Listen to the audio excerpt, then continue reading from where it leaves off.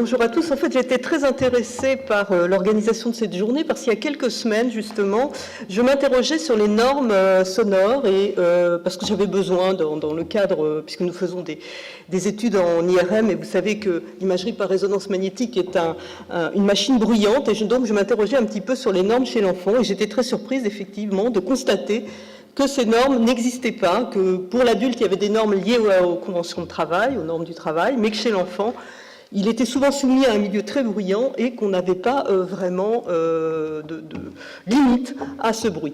Et donc, à ce moment-là, j'ai un peu regardé les travaux qui avaient été faits sur la perception de la parole dans le bruit pour le tout petit, car vous savez que pendant la première année de vie, pendant ces premiers mois, l'enfant, et c'est ce que je vais essayer de vous montrer pendant ces 20 minutes, apprend considérablement de choses sur sa langue maternelle, sur les sons de sa langue maternelle, et donc que se passe-t-il quand il est dans un milieu trop bruyant? Alors, pour vous remettre un petit peu dans l'ambiance de ce que vous a présenté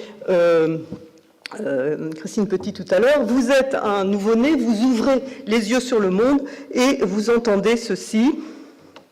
Pardon, je n'ai pas cliqué au bon endroit. Alors, je vous ai mis une parole dans une langue étrangère parce que là, pour le moment, vous n'avez aucun mal, en m'écoutant, à entendre des phonèmes qui sont dans des syllabes, qui sont elles-mêmes dans des mots, qui sont dans des phrases. Mais quand vous êtes soumis, ou quand vous écoutez une langue que vous ne comprenez absolument pas, vous n'êtes plus du tout à même de segmenter cette parole. Et donc ça, c'est une des principales... un des principaux apprentissages que doit faire l'enfant quand il arrive parmi nous, c'est d'arriver à comprendre que ce signal acoustique continu est composé de briques élémentaires et qu'il va pouvoir manipuler ces briques élémentaires pour faire des mots, pour mettre des mots dans ses phrases.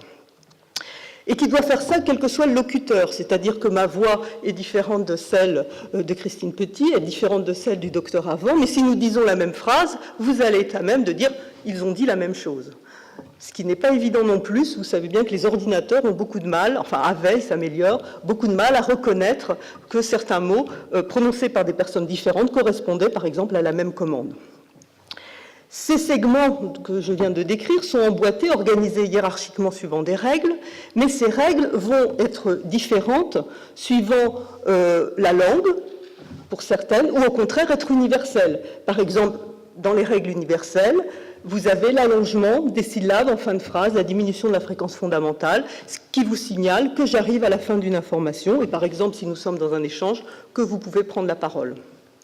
Mais bien sûr, il y a des règles spécifiques, par exemple l'accent de mots qui tombe toujours sur la dernière syllabe en français, ce qui fait que nous, Français, sommes très sourds à ce déplacement d'accent de mots et donc explique une partie des difficultés que nous avons en anglais ou en espagnol. C'est-à-dire qu'on ne perçoit plus la différence entre bébé, ou je vais le faire très mal vu que je ne l'aperçois pas, ou bébé. C'est-à-dire en changeant l'accentuation de la syllabe. C'est très utile pour ces langues pour lesquelles le stress permet de discriminer deux mots, mais en français c'est totalement inutile et nous devenons sourds à cette règle.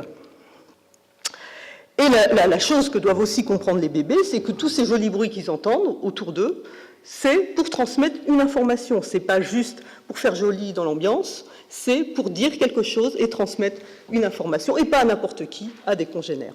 Donc imaginez-vous, vous devez apprendre tout ça pour arriver à parler. Alors très rapidement, comme le disait Christine, les bébés font beaucoup de choses. Et juste pour vous signaler une des expériences, vous avez ici, vous montrer un petit peu comment on travaille, vous avez un bébé, je vais peut-être utiliser ma souris, voilà, qui regarde une spirale, ce qui attire son regard au centre. La spirale disparaît et une phrase est présentée soit à gauche, soit à droite. Et ce qu'on va mesurer, parce qu'on est en train de le filmer, c'est la vitesse avec laquelle il va s'orienter vers le haut-parleur.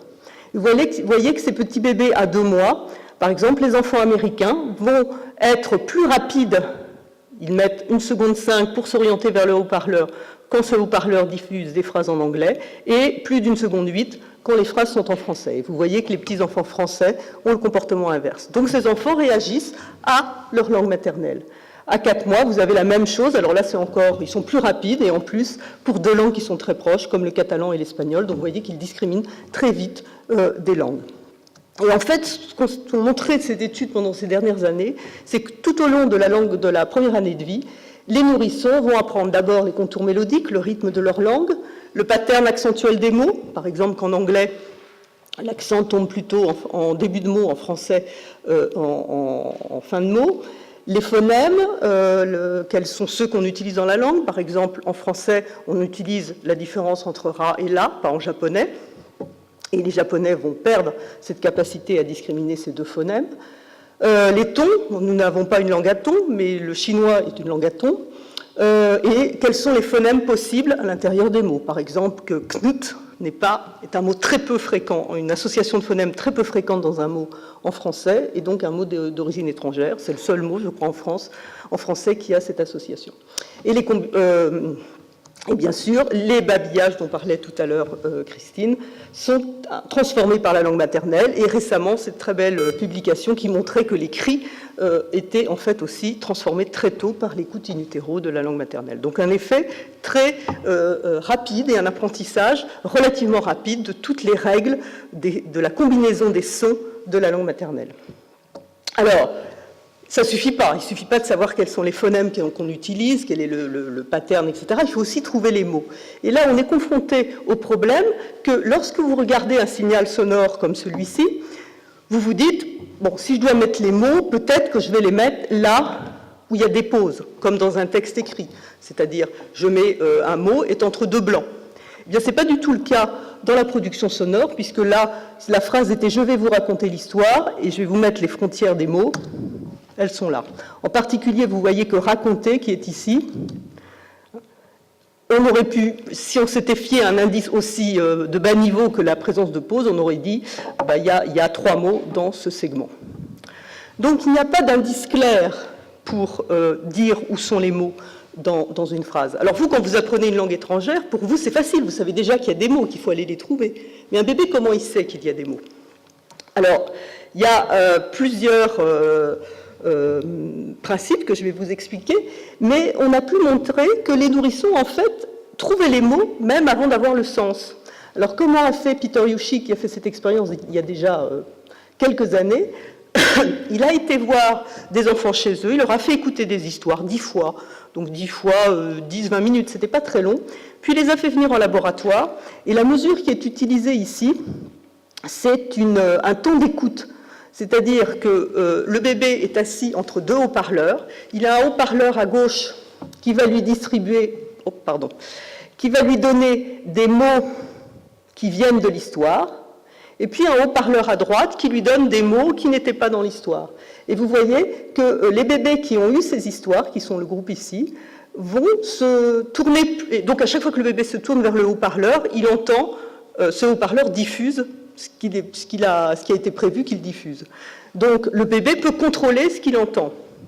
Et donc vous voyez que le bébé va passer beaucoup plus de temps à regarder le haut-parleur qui diffuse les mots qui provenaient des histoires qu'il a entendues que le contraire. Et quand on donne les mêmes listes à un autre groupe d'enfants qui n'a pas eu cette familiarisation, parce qu'on pourrait dire, bon, en fait, les histoires sont plus intéressantes ici, pas du tout, vous voyez que dans ce cas-là, il n'y a pas de différence entre les deux groupes.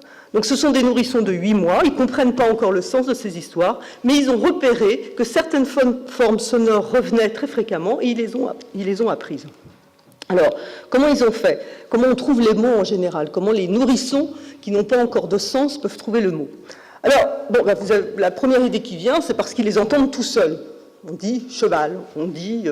Alors, pas du tout au départ, ça va venir après, quand on aura l'imagier, on va montrer des images et on va donner les noms. Mais quand ils sont tout petits à cet âge-là, généralement, les parents leur parlent. Et il y a très peu de paroles qui correspondent à des mots isolés, seulement 7%. Donc, il faut d'autres stratégies. Alors, par contre, il y a des mots qui reviennent très souvent isolés, c'est le prénom, maman, papa, des mots comme ça. Ceux-là arrivent isolés. Et en fait, on montre que le bébé, dès 4 mois, peut, c'est pareil, avec la même technique d'orientation vers un haut-parleur, donc le bébé déclenche la présentation du mot quand il se tourne vers le bon haut-parleur. Vous voyez que quand ce haut-parleur diffuse son propre nom, il se tourne beaucoup plus vers ce haut-parleur que quand il diffuse le nom du bébé précédent. Donc dès 4 mois. Donc dès 4 mois, le bébé a repéré quelque chose qui revient très, très fréquemment comme son nom. Et on sait aussi qu'à cet âge-là, il va reconnaître papa et maman déjà. Il va pouvoir utiliser cette technique pour découvrir les autres mots, un petit peu comme un emboîtement. dans cette, alors je suis désolée, c'est en anglais, parce que l'expérience est en anglais, mais ce qu'a fait à nouveau Peter Yushik, je n'ai pas mis son nom, excusez-moi, c'est il a présenté le nom de l'enfant qui s'appelait Maggie, par exemple, et toujours après, bike. Donc vous voyez, Maggie's bike had big black wheels, nanana, Maggie's bike, the bell on Maggie's bike, etc. Et puis, à Anna, il présente l'autre histoire avec Anna. Et ensuite, même histoire qu'il fait une orientation vers le haut-parleur. Et vous voyez que Maggie va s'orienter plus quand elle entend bike. Elle a réussi à segmenter ce mot. Et pour Anna, ça sera cup par rapport à, évidemment, le mot qu'ils n'ont pas entendu associé à leur nom ou un mot qui était un mot contrôle. Donc, à 6 mois, les bébés peuvent utiliser leur nom pour faire un pas supplémentaire et arriver à décoder ce qui suit. Ils peuvent utiliser la prosodie aussi, puisque généralement, la mélodie des phrases fait qu'on ne va pas couper un mot entre deux contours mélodiques, le pattern accentuel des mots, etc. Enfin, il y a plusieurs techniques. Mais donc, ce que je voulais juste vous faire passer comme message, c'est que le sens n'est pas, au départ, ce qui pousse les enfants à trouver les mots. Ils ont déjà une analyse très poussée de la forme sonore de la parole et de celle de leur langue maternelle pour décoder énormément de choses dans le signal avant d'avoir le sens. Alors, ça, ce sont un petit peu les conditions idéales que je vous ai brossées au départ. Ce sont les conditions qu'on teste en laboratoire, mais c'est vrai que dans la vie, le bébé, c'est pas ça, c'est ça. Donc sa maman, elle parle, mais elle est au restaurant, il y a beaucoup de bruit derrière, il y a un peu de piano, ou je ne sais pas quoi, et donc ça, c'est déjà des situations beaucoup plus courantes. Et en fait, quand on regarde les études qui ont regardé un petit peu l'environnement sonore des bébés, à part peut-être le premier, où on fait plutôt attention, généralement, ils sont dans un milieu assez bruyant, voire très bruyant. Parce que s'il y a les frères et sœurs qui sont en train d'hurler à côté, ça devient vite extrêmement bruyant. Alors, j'ai cherché quelle était l'intensité maximale d'un cri d'enfant. J'ai trouvé 97 dB. Je ne sais pas si c'est vrai, mais 97 dB, c'est vraiment, vraiment fort. Alors, un bébé qui est en crèche avec 2 ou 3 qui crient autour, ça ne doit pas être génial. Alors, la question est de savoir maintenant comment toutes ces belles choses que je vous ai montrées que faisait le bébé, est-ce qu'il peut les faire maintenant quand il est dans un milieu bruyant? Et est-ce qu'en fait, il pourrait être gêné dans ses apprentissages s'il y a du bruit? Alors, une des premières choses qu'on peut regarder, c'est ici, c'est des tâches de détection d'un ton pur dans du bruit chez des nourrissons et chez des adultes. Vous voyez ici le seuil de détection quand le son est présenté tout seul, et puis 40 dB de masque, ou 50 dB. Vous voyez que pour les adultes, ça ne les affecte pas beaucoup. Les bébés de 6 mois ont un seuil de détection moindre, mais vous voyez aussi, sont très gênés dès qu'on met 40 ou 50 dB. Alors 40 ou 50 dB, c'est pas très fort, hein. J'ai remis le 40 dB, disons, ça serait un petit peu, vous êtes dans un restaurant, ou non, je dis des bêtises, parce que je suis pas très douée avec ces échelles. Enfin, vous voyez, on n'est pas encore avec la circulation automobile. Une voix extrêmement extrême, c'est un chuchotement, hein, tout simplement, de 40 décibels. Alors c'est pas si fort à côté, hein, donc non, ça les gêne déjà beaucoup plus que les adultes. Hein. Alors ce qui est intéressant quand même, c'est qu'ici, donc c'est toujours les méthodes d'orientation vers le haut-parleur, mais là on leur a fait écouter le passage au départ quand on raconte l'histoire, genre Maggie's bike, nanana, nanana, nanana. Donc il y a quelqu'un qui raconte cette histoire, et en fond, on leur met soit une autre voix, soit 9 voix mélangées, soit une voix à l'envers, c'est-à-dire pour voir si le sens, si le fait de donner des phonèmes naturels dans la voix à l'endroit ou par rapport à la voix à l'envers affectait les performances. Et donc on a mis la voix qui, elle, présente l'histoire, qui est normalement celle que le bébé doit écouter, et 10 dB au-dessus des voix en arrière-plan. Et vous voyez que le bébé est très gêné. Hein. Là, maintenant, ce qu'on regarde, c'est est-ce qu'il va reconnaître son nom? Pardon, j'ai fait une erreur, là, il n'y a pas de passage. On lui donne son nom, il y a une voix qui dit son nom, et en fond, vous avez soit 9 voix, soit une voix à l'envers. Et là, on lui donne une voix, un autre nom, mais proche sur le plan de la formation sonore de ce mot, ou quelque chose qui est très éloigné. Vous voyez que dès qu'il y a une voix en arrière-plan, qu'elle soit à l'envers ou à l'endroit, il n'y a pas de différence. Donc le bébé ne répond pas à sa voix, ils ont 5 mois ici. Par contre, dès qu'il y a 9 voix, il arrive à distinguer la voix qui lui parle des autres voix. Et ça, c'est contraire à l'adulte. L'adulte n'est pas du tout, au contraire, l'adulte est très gêné dès qu'il y a beaucoup de voix. Dès qu'on augmente le nombre de voix, ça le gêne. Alors, ils n'expliquent pas très bien pourquoi, mais il semble que le bébé arrive mieux à segmenter, que ce soit plus un problème d'attention que vraiment d'interférence fréquentielle qui fait que le bébé est capable d'arriver à sortir son nom dans le cas où il y a 9 voix par rapport aux autres voix.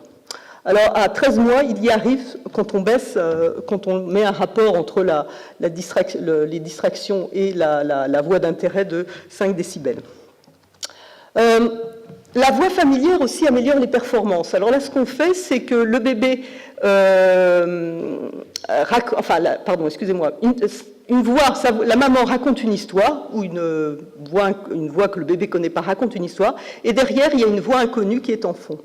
On a testé ici des nourrissons de 7 mois, et vous voyez, et donc là maintenant, on teste sur les mots qui étaient dans cette histoire, les mots cibles ou des mots qui n'y étaient pas. Vous voyez que quand c'est la voix maternelle, les bébés arrivent à reconnaître la liste qui contient les voix, excusez-moi, je mélange mes mots, donc les bébés arrivent à s'orienter vers le haut-parleur qui contient les mots qui étaient dans l'histoire racontée par la maman, mais pas quand c'était une voix inconnue. Donc la voix familière aide les enfants. Alors pourquoi voilà une étude en IRM où on a testé chez des bébés de 2 mois leur réponse à la voix maternelle ou à la voix de la maman précédente, donc une maman inconnue du bébé. Et vous voyez que la voix de la maman booste le cerveau du bébé. Vous avez une augmentation dans les régions auditives de la réponse, mais aussi dans les régions d'échange social dont parlait Christine tout à l'heure. C'est très important. La voix de la maman est non seulement une voix familière, mais une voix d'intérêt, de plaisir pour l'enfant, et ça va booster ses réponses. En particulier, donc ici, dans ces régions gauches, qui sont les régions de la phonologie de la langue, vous voyez qu'en vert, vous avez les réponses pour la voix maternelle, vous avez une immense réponse pour la voix maternelle, alors qu'il n'y a rien pour la voix étrangère. Donc la voix maternelle, alors la maternelle, ça pourrait être le papa, excusez-nous pour messieurs, mais on n'a pas testé les papas, mais c'est sans doute toutes les voix familières, sont mieux encodées et boostent les réponses auditives et linguistiques du bébé. C'est sans doute ce qui explique aussi que lorsque les mères ont aussi une articulation plus meilleure, c'est-à-dire en écartant plus le triangle vocalique, les bébés ont des meilleures discriminations phonétiques. Vous voyez ici, c'est la façon dont les différents phonèmes, voyelles ici, que la mère produit sont beaucoup plus écartés. Les bébés sont meilleurs dans leur performance phonétique, ici à 6 mois, ici à 12 mois. Alors, on parle beaucoup de la parole, mais il ne faut pas oublier que la parole n'est pas seulement un stimulus auditif, c'est aussi un stimulus visuel. Alors, regardez cette dame. Je vous la montre ici également. Et alors, nous, Français, nous sommes très mauvais, je vais vous dire pourquoi. À un moment, elle parle en français, à un moment, elle parle en anglais. Pouvez-vous me dire de quel côté elle parle en français ou anglais ici? Moitié-moitié, hein. Je vais vous dire... Alors, je vais vous dire pourquoi on est mauvais, c'est parce qu'on voit tellement de films doublés que je crois qu'on n'a plus aucune intuition sur ce qui se passe. Mais ce n'est pas le cas des bébés. Et vous voyez que lorsqu'on passe d'une langue à une autre, les bébés discriminent le changement, donc ces différentes phrases, et elles articulent. Donc ici, on est dans une langue, tout d'un coup, on change de langue, et on voit qu'à ce moment-là, ils regardent, leur intérêt est renouvelé. Et donc, ils le font à 6 mois. Ils le font aussi quand ils sont bilingues à 6 mois, mais à 8 mois, ils perdent cette capacité à discriminer les informations visuelles. Alors c'est aussi pour ça que nous, adultes, on est mauvais. Les bilingues, par contre, continuent à percevoir le changement de langue quand on passe de l'une à l'autre. Donc les bébés utilisent l'information visuelle aussi pour la parole. Alors là, un autre exemple, c'est des études de potentiel évoqué. Vous voyez, on met un système pour enregistrer l'activité du cerveau, mais le bébé regarde un visage qui fait soit des mouvements articulatoires pour A et I, le visage disparaît et on voit une cible. On voit aussi que le bébé commence à imiter. On n'entend plus. Voilà, c'est qu'il commence à vocaliser. Vous voyez, ils sont très intéressés. Alors ça, c'est très embêtant, il est très intéressé, mais il bouge, ce qui est très mauvais pour nos enregistrements. Et donc, la question qu'on voulait savoir, c'était est-ce que lorsque le bébé entend un A ou un I, il est capable de faire la relation entre ce son qu'il entend et le mouvement articulatoire qu'il a eu. Donc, on compare des essais où la voyelle auditive correspond au mouvement articulatoire ou, au contraire, ne correspond pas au mouvement articulatoire. Et on voit qu'effectivement, on a une différence dans les deux cas, indiquant que le bébé a bien fait l'appariement entre l'articulation visuelle et le son qu'il entend après. Donc, il est capable d'utiliser cette information sonore. Alors, encore une autre démonstration de ce que fait un bébé.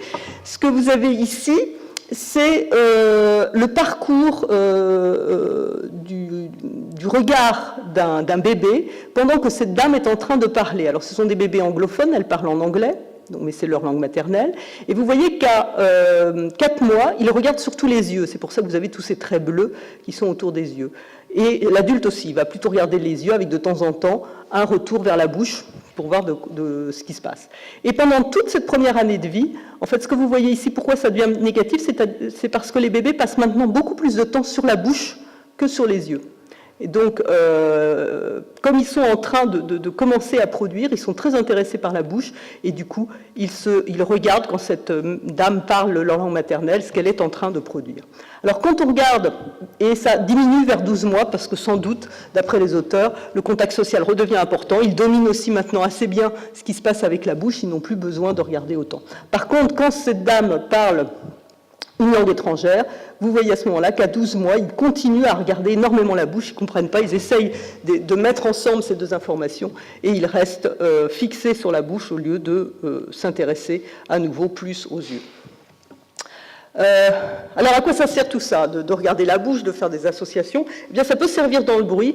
Alors là, juste aussi pour vous montrer que si vous avez une histoire qui est diffusée et 2 vidéos, dont une correspond à l'histoire, les bébés vont aussi beaucoup plus se tourner vers la vidéo qui correspond à l'histoire.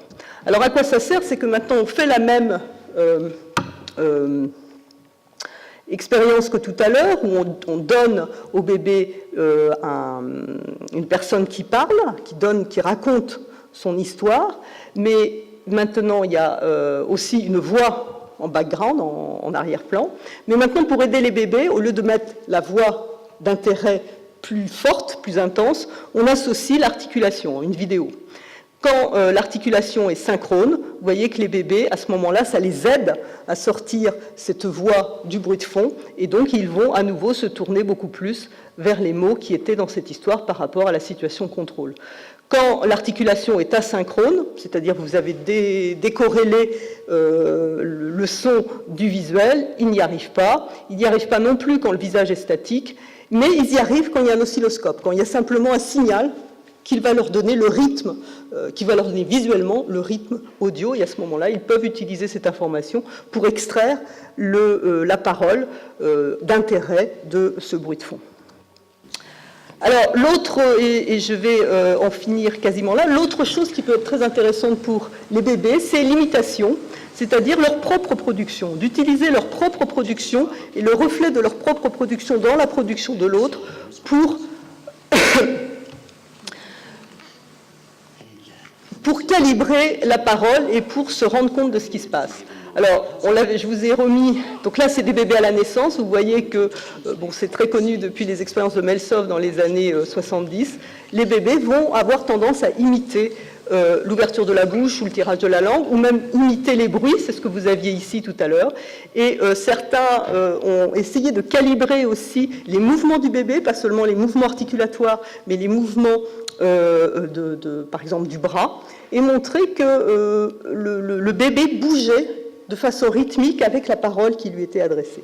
Donc tous ces éléments sont des éléments très importants pour que le bébé arrive non seulement à utiliser le son pour apprendre à parler, mais aussi tous ces éléments pour apprendre sa langue maternelle et éventuellement, si cette langue maternelle lui est présentée, ce son lui est présenté dans un moment bruyant, arriver à quand même retrouver l'information. Donc c'est ça que je voulais vous dire ici, c'est que le bébé n'est pas démuni face au bruit de son environnement sonore. Oui, c'est un peu bizarre ce que je dis, un bruit d'un environnement sonore, je ne vois pas ce qui pourrait être autrement, mais excusez-moi. Ce qui ne veut pas dire qu'il faut mettre des bruits trop forts, et sinon on rentre un peu dans le traumatisme sonore. Donc en plus des informations auditives, il peut utiliser la familiarité des voix pour l'aider, les informations visuelles et articulatoires, ses propres productions et ses propres réponses motrices à la voix de l'autre pour arriver à retrouver les caractéristiques phonétiques, les caractéristiques rythmiques de sa langue maternelle et les indices aussi de segmentation des mots.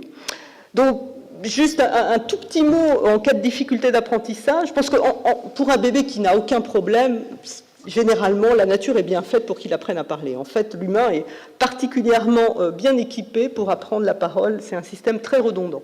Si par contre, vous avez des difficultés d'apprentissage, parce que c'est un enfant qui est un ancien prématuré, parce qu'il y a une lésion cérébrale, parce qu'il y a dans la famille il y a des troubles du développement du langage oral, évidemment, diminuer le bruit ambiant semble une bonne idée et accentuer toutes ces informations, je vous ai dit, visuelles, motrices, somatosensorielles, qui peuvent aider le bébé et renforcer donc ce qu'il fait naturellement. Je ne crois pas qu'on soit obligé, j'ai vu ces casques qu'on donne aux bébés pour les protéger de l'environnement sonore, sauf quand la maman fait des courses automobiles, mais sinon, je ne pense pas qu'on soit obligé dans la vie courante d'en arriver à protéger le bébé avec un casque. Merci beaucoup.